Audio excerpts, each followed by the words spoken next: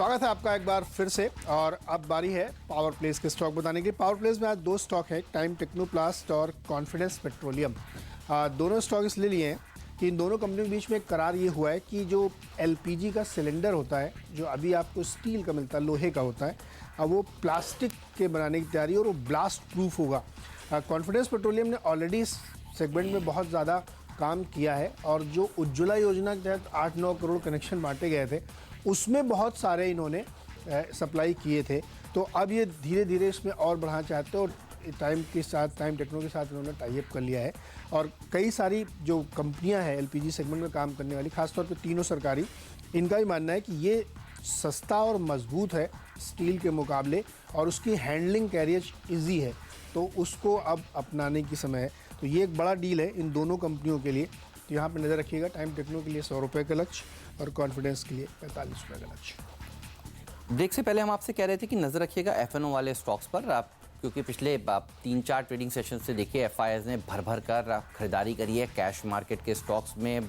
कल जो geopolitical tension के बावजूद देखिए बाजार ने निचले स्तरों से 250 पॉइंट की जोरदार रिकवरी सेंसेक्स ने दिखाई और शॉर्ट करने वाले दरअसल अब फंस गए हैं क्योंकि अब कल है एक्सपायरी। तो वो स्टॉक्स जहां पर खराब खबरों के दम पर बहुत बड़ा करेक्शन आ चुका है उन पर नज़र होनी चाहिए।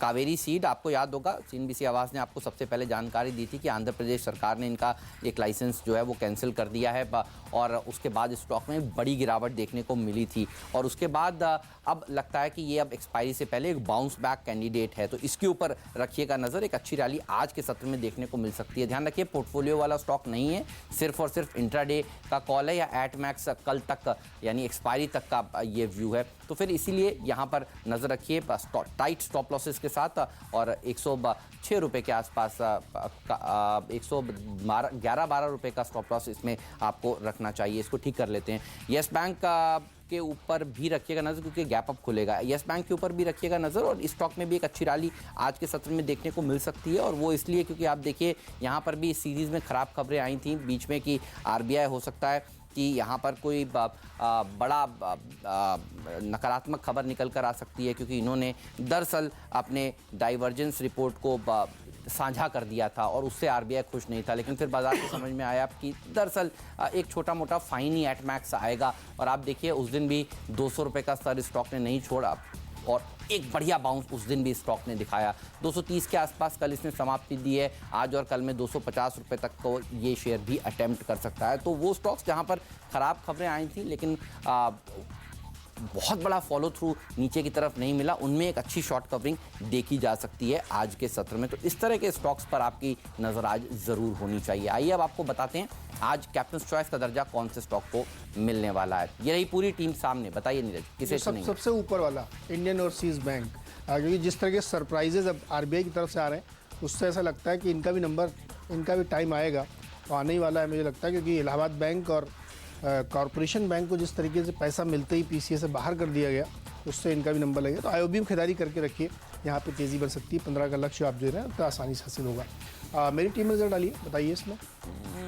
सबसे बढ़िया जिसमें मौका नहीं मिलेगा वो वाला बता दूँ, तो सर्किट पर ही खुलेगा धनलक्ष्मी बैंक। अच्छा, एक तो 10% का सर्किट है इसमें, तो ये सर्किट पर ही खुल जाएगा। तो फिर अगर कैप्टन चॉइस का दर्जा देना है और सही पढ़ना है किसी स्टॉक में तो इसमें ही पढ़ेंगे। 15 तक के टारगेट्स हासिल हो सकते हैं और ये एक सरप्राइज कैंडिडेट है। धनलक्ष्मी बैंक लोगों ने सोचा नहीं था, हालांकि जिस तरह से आईओबी एक सबसे वीक स्टॉक है पीएसयू बैंक्स में, धनलक्ष्मी बैंक भी प्राइवेट सेक्टर में सबसे कमज़ोर क्वालिटी का स्टॉक है, लेकिन आज दरअसल इनके लिए एक अच्छी राहत की खबर आई है। तो फिर एक रैली यहाँ पर देखने को मिल सकती है। मेरी पूरी टीम पर नजर डालिए, बल्लेबाजों के ऊपर ही भरोसा किया है और बहुत सारे एफएनओ वाले स्टॉक्स भी उतारे हैं आज हमने अपनी टीम में कल फेब सीरीज़ की, क्योंकि एक्सपायरी है। लेकिन शुरुआत कर देते हैं आईओबी से और यूको बैंक से। जिस तरह से 3 बैंकों को कल पीसीए से बाहर किया गया है, अब होप होगी कि बाकी बचे हुए पीसीए वाले स्टॉक्स भी आगे चलकर बाहर होंगे और आईओबी और यूको बैंक को भी आप याद करिए पिछले हफ्ते सरकार ने रिकैपिटलाइजेशन के तहत बड़ी पूंजी दी थी, तो इन पर रखिएगा नज़र। गुजरात बोरोसिल के लिए अच्छी खबर आती हुई, क्योंकि यहाँ पर आप देखिए एंटी डंपिंग ड्यूटी लगा दी गई है, वो भी 5 साल के लिए टेम्पर्ड टेक्सचर ग्लास के लिए, और बोरोसिल ग्लास इनकी ग्रुप कंपनी, इस पर भी रखिएगा नज़र, ये भी भाग सकती है। मैक्स इंडिया ने जिस तरह से अपना कारोबार में 51% हिस्सेदारी बेची है हेल्थ केयर कारोबार से, अब वो बाहर हो रहे हैं, तो फिर वो स्टॉक तो फोकस में रहेगा ही। लेकिन एफएनओ वाले स्टॉक्स पर भी रखिएगा नज़र।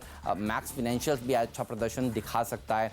इसके अलावा फ्री हिट का दर्जा आज हमने दिया है MCX को, क्योंकि यहाँ पर नए CEO का ऐलान कल बाजार बंद होने के बाद हुआ है। मदरसन सुम्मी पिछले कई दिनों से हमारी टीम में शामिल है और हम आपसे पिछले हफ्ते शुक्रवार से कह रहे थे कि यहाँ पर एक बड़ा शॉर्ट कवरिंग मूव बनेगा, और वो बना भी, लगता है ये कंटिन्यू रहेगा। कावेरी सीड पर भी रखिएगा नज़र, ये स्टॉक भी इस सीरीज़ में काफ़ी पिटा था और अब एक्सपायरी के पास इसमें एक शॉर्ट कवरिंग मूव आ सकता है। येस बैंक भी अच्छी खराब खबरों के तहत इस पूरी सीरीज़ में लाइमलाइट में रहा और अब हमें लगता है कि यहाँ पर भी एक बड़ा मूव शॉर्ट कवरिंग वाला आ सकता है, तो इस पर भी रखिएगा नज़र। जी हाँ, खरीदारी का ही पूरा फोकस रखा है और शुरुआत में जो 3 शेयर हैं वो वही वाले हैं जो प्रतिबंध के दायरे से बाहर आ गए। इलाहाबाद बैंक, कॉरपोरेशन बैंक और धनलक्ष्मी बैंक। सरप्राइज था लेकिन अब फायदा तो होगा ही, तो उन तीनों में खरीदारी की सलाह होगी। पेनासिया बायो में खरीदारी करके चल सकते हैं। इन्होंने भी एक बड़ा अच्छा प्लान रखा है। इनके बोर्ड ने NCD के जरिए पैसे जुटाने का अप्रूवल दिया और उस पैसे से ये अपना वन टाइम सेटलमेंट करेंगे, कर्ज उतार देंगे पूरा, तो ये एक अच्छी खबर है। ONGC को नज़र रखिए, इन्होंने LNG कारोबार के लिए एक टोक्यो गैस के साथ टाई अप किया है। ये बड़ा पॉजिटिव, क्योंकि इस सेगमेंट में, इस एरिया में इनको बड़ा फ़ायदा होगा इससे। सनोफी में नज़र रखिएगा, 66 रुपये का डिविडेंड ऐलान किया गया है, तो इसमें तेज़ी बन सकती है। फ्रीड के तौर पे हमने रखा है GMR इंफ्रा। इन्होंने आंध्रा में एक नए एयरपोर्ट, ग्रीनफील्ड एयरपोर्ट जो बनने वाला है, उसकी बिड जीत ली है और पहले फेज़ में 2300 करोड़ रुपए खर्च करेंगे और 60 लाख सालाना यात्रियों को सर्विस दे पाएंगे। ये तो अच्छी खबर है। JSW स्टील में रखिएगा, चीन में रिवाइवल के संकेत दिख रहे हैं। स्टील की तमाम कंपनियों में अच्छी तेज़ी बन रही है और अपग्रेड्स आ रहे हैं रेटिंग एजेंसी की तरफ से, तो यहाँ पॉजिटिव है। और पावर प्लेस के 2 स्टॉक हैं, टाइम टेक्नोप्लास्ट और कॉन्फिडेंस पेट्रोलियम। LPG का सिलेंडर जो बनता है स्टील का भी, उसमें प्लास्टिक में बनाने की इनकी टाइप है और काफ़ी बड़ी अपॉर्चुनिटीज़ देख रहे हैं, क्योंकि अब वो स्टील से प्लास्टिक की तरफ रिप्लेसमेंट होता हुआ दिख रहा है। तो इन दोनों ही शेयरों में खरीदारी की जा सकती है।